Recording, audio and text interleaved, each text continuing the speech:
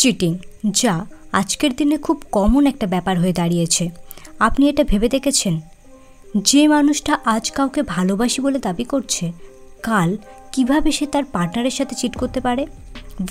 Cheating মানে আমি এখানে শুধুমাত্র ফিজিক্যাল চিটিংয়ের কথা বলছি না।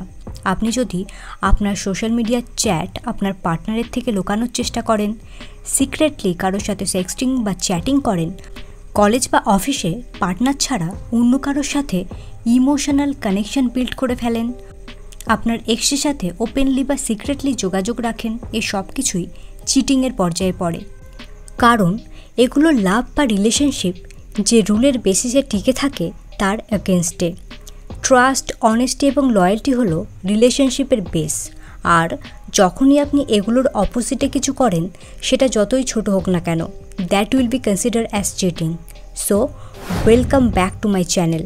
আজ আমরা এক্সপ্লোর করব চিটিংয়ের পিছনে লুকিয়ে থাকা সাইকোলজি নিয়ে, আর জানবো একজন চিটার কেন চিট করে, যখন সে চিট করে তার মধ্যে কী কী সাইকোলজি কাজ করে। সাথে আর্লি রিলেশনশিপে আপনি একজন চিটারকে কিভাবে চিনবেন, বা রিলেশনশিপে থাকাকালীন আপনার সাথে কেউ চিট করলে আপনি কিভাবে সেটা ডিল করবেন, এই সব কিছুই আমি ডিটেলসে আলোচনা করব। তাই অবশ্যই ভিডিওটি পুরোটা দেখবেন, কোনো কিছু স্কিপ না করে, বিকজ এটা অনেক ইম্পর্টেন্ট হতে চলেছে আপনার জন্য। সো চলুন প্রথমে দেখে নেওয়া যাক চিটিংয়ের পিছনে মেন সাইকোলজিক্যাল রিজনসগুলি কী কী। Number 1, ego and insecurity. চিটাররা হলো বেসিক্যালি ইনসিকিউর পারসন। এদের লাভ নয়, অ্যাটেনশন চাই। নিজেকে বেটার ফিল করানোর জন্য, অ্যাট্রাক্টিভ ফিল করানোর জন্য এরা অলওয়েজ অন্যের ভ্যালিডেশন চায়। তাই আপনি যতই সুন্দর সেক্সি উইমেন বা টল হ্যান্ডসাম মেন হন না কেন, আপনার পার্টনার যদি ইনসিকিউর হয়, সে চিট করবেই। সে আসলে দেখাতে চায় আপনি ছাড়াও তার অনেক অপশানস রয়েছে, আর সে চিট করে অ্যাকচুয়ালি নিজের এই ফ্র্যাজাইল ইগোকে বুস্ট করতে চায়, এবং সে যে অন্যের কাছেও ডিজায়ারেবল সেটা আপনাকে প্রুভ করতে চায়। Number 2, dissatisfaction. সবচেয়ে কমন এবং মেজর যে রিজনের জন্য কোনো ছেলে বা মেয়ে চিট করে সেটা হলো ডিসস্যাটিসফ্যাকশন। সেটা ইমোশনাল ডিসস্যাটিসফ্যাকশন হতে পারে বা সেক্সুয়াল। মেয়েরা সাধারণত ইমোশনাল ডিসস্যাটিসফ্যাকশনের জন্য চিট করে। তারা যখন দেখে তার পার্টনার তাকে ভ্যালু দিচ্ছে না, তার দিকে তাকাচ্ছে না, তাকে কেয়ার করছে না, তার কোনো কথাই শুনছে না, সে কেমন আছে, কি করছে, কি খাচ্ছে, এসবে তার কোনো মাথা ব্যথা নেই। মোদ্দা কথা, যখন কোনো মেয়ের ইমোশনাল নিড ফুলফিলড হয় না, তাকে কনস্ট্যান্ট ইগনোর করা হয়, তখন সেই রিলেশনশিপের বাইরে ইমোশনাল কানেকশন খোঁজে। এটা চিটিং হলেও মোস্ট অফ দ্য টাইম এই রিলেশনশিপে ছেলেদের দোষ থাকে। যদিও আমি এখানে চিটিংকে সাপোর্ট করছি না, বিকজ চিটিং কখনোই সলিউশন হতে পারে না, সেটা ছেলের ক্ষেত্রেই হোক বা কোনো মেয়ের ক্ষেত্রেই হোক।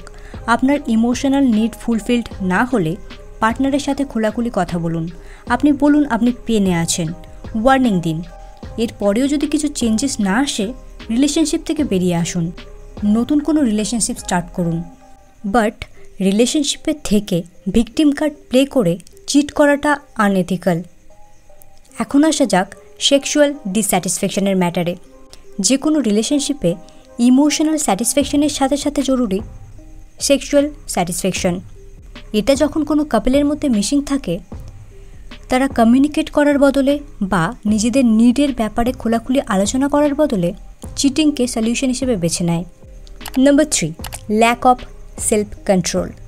কিছু কিছু মানুষকে আপনি দেখবেন কমিটেড রিলেশনশিপে থাকা সত্ত্বেও তাদের কাছে হঠাৎ কোনো অপরচুনিটি আসলে তারা নিজেদেরকে কন্ট্রোল করতে পারে না। ইভেন তাদের মধ্যে গিল্টও থাকে না যে তারা কোনো কিছু ভুল করছে। তারা এক্সকিউজ দেয়, লাইক ড্রাঙ্ক ছিলাম, বা ইমোশনালি ভালনারেবল ছিলাম, তাই হয়ে গেছে, স্ট্রেসে ছিলাম, লেট নাইট চ্যাট করছিলাম, তাই আউট অফ কন্ট্রোল হয়ে গেছিলাম, এটসেট্রা। ব্যাপার হলো এগুলো আসে ইমোশনাল ইম্যাচুরিটি থেকে, ল্যাক অফ ইমোশনাল ইন্টেলিজেন্স থেকে, এবং ল্যাক অফ সেলফ কন্ট্রোল থেকে। Number 4, narcissism. কিছু মানুষ আছে যারা বিশ্বাস করে তারা সমস্ত রুলসের উপরে, জগৎ তাদের অ্যারাউন্ড রিভলভ করে। তারা ভাবে তারা বেস্ট এবং তারা অনেক বেটার কিছু ডিজার্ভ করে। তাদের চিন্তাভাবনা ঠিক এরকম। তাদের থিঙ্কিং প্রসেস ঠিক এইভাবে কাজ করে, লাইক আমি যা চাইছি আমি তোমার থেকে সেটা পাচ্ছি না, সো অবভিয়াসলি আমি অন্য জায়গায় সেটা খুঁজবো, যতক্ষণ না আমি ধরা পড়ছি চিটিং ইজ ফাইন। এমন চিন্তাভাবনার মানুষজনদের মধ্যে না কোনো এমপ্যাথি রয়েছে, আর না তারা আপনার যে ইমোশনালি ড্যামেজ ক্রিয়েট করছে তার দায় নেবে। সো এমন নার্সিসিস্টদের থেকে অলওয়েজ 10 কদম দূরে থাকুন। Number 5, boredom and routine fatigue. দেখুন, লং টার্ম রিলেশনশিপ দুই পক্ষের এফোর্টসেই চলে, বাট একটা রিলেশনশিপে অলওয়েজ স্পার্ক থাকবে না, অলওয়েজ এক্সাইটমেন্ট থাকবে না, রেগুলার রুটিন থাকবে, বোরিং ডেজ থাকবে, প্যাশন ফেড হয়ে যাবে। কিন্তু এই সময় আসে আসল লয়্যালটির পরীক্ষা, because most of the time মানুষ পুরানো রিলেশনশিপে কেবলমাত্র বোর ফিল করছে বলে বাইরে এক্সাইটমেন্ট খোঁজে, নতুনত্ব খোঁজে, যেটা one kind of cheating. So আপনার রিলেশনশিপে যদি স্পার্ক হারিয়ে যায়, রিলেশনশিপে এফোর্টস দিন, বাইরে স্পার্ক না খুঁজে। Number 6, revenge. চিটিংয়ের ক্ষেত্রে প্লেবয়দের সাইকোলজি ঠিক এইভাবে কাজ করে। তারা একটা সময় হয়তো কাউকে খুব ভালোবেসেছে, সামহাও সেখান থেকে তারা প্রতারিত হয়েছে, এবং এখন না তারা কাউকে বিশ্বাস করতে পারে আর না সেম পেন ফিল করতে চায়, তাই তারা রিভেঞ্জের রাস্তা বেছে নেয়।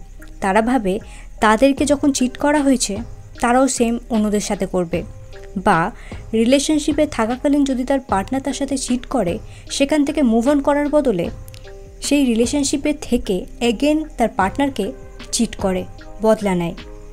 এই যে রিভেঞ্জ মাইন্ডসেটের জন্য মানুষ চিট করে, এটা চাইল্ডিশ, ইমোশনাল ইন্টেলিজেন্স এবং ইমোশনাল ম্যাচুরিটির অভাব। Number 7, childhood trauma. Childhood trauma অনেক সময় মানুষকে ইমোশনালি আনঅ্যাভেলেবেল বানায়। শৈশবে যারা অবহেলার শিকার, তাদের কাছে স্টেবল রিলেশনশিপ দম বন্ধকর বলে মনে হয়। তারা ভালনারেবল হতে ভয় পায়, রিলেশনশিপে কমিটমেন্ট দিতে ভয় পায়, ফলে একই সময়ে একাধিক রিলেশনশিপে থাকে, যাতে ইমোশনালি ইনভলভ না হতে হয়, কমিটমেন্ট না দিতে হয়।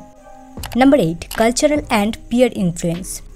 আজকের দিনে হুকআপ কালচার, সোশ্যাল মিডিয়ার influence, even web series, movies চিটিংকে নর্মালাইজ করে ফেলেছে, এটাকে এনকারেজও করছে, যার ফলে এসব দেখে যারা ইনফ্লুয়েন্স হয়ে চিট করছে তাদের মধ্যে না আছে গিল্ট, না তাদের মনে হচ্ছে যে তারা কিছু ভুল করছে, তাদের মনে হচ্ছে সবাই করছে যখন আমিও করছি।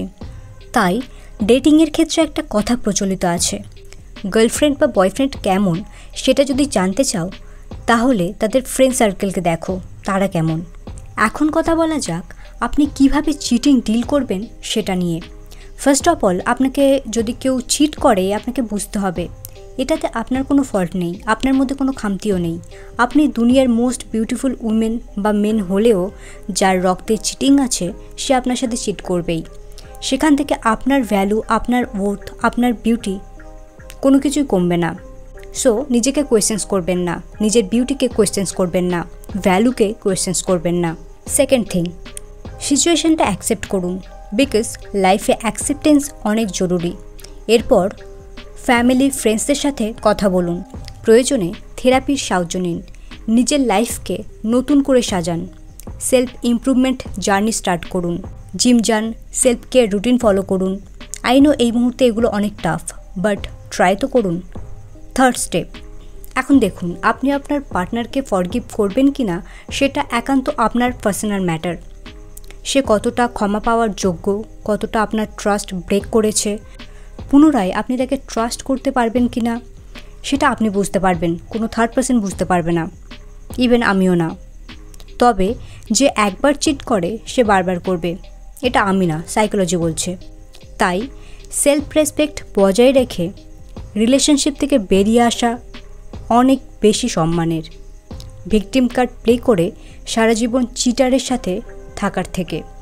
সো চয়েস আপনার।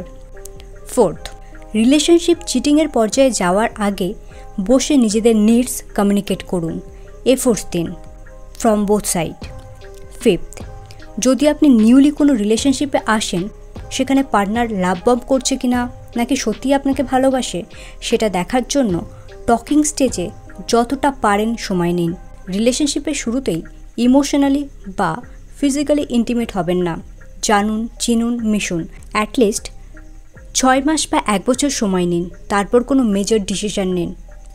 এন্ডে এটুকুই বলবো, রিলেশনশিপে প্রবলেম আসবে, বাট সেটার সলিউশন একমাত্র কমিউনিকেট করে রিলেশনশিপে এফোর্টস দিয়ে মেটাতে হবে। চিটিং কখনোই সলিউশন হতে পারে না, আর যে চিট করে সে কখনোই সুস্থ স্বাভাবিক মানুষ হতে পারে না। সো ফ্রেন্ডস, এই ছিল আজকের ভিডিওটি কেমন লাগলো অবশ্যই কমেন্টে জানাবেন, এবং এরকমই self improvement, self development, psychological videos পেতে চ্যানেলটি অবশ্যই সাবস্ক্রাইব করে নেবেন।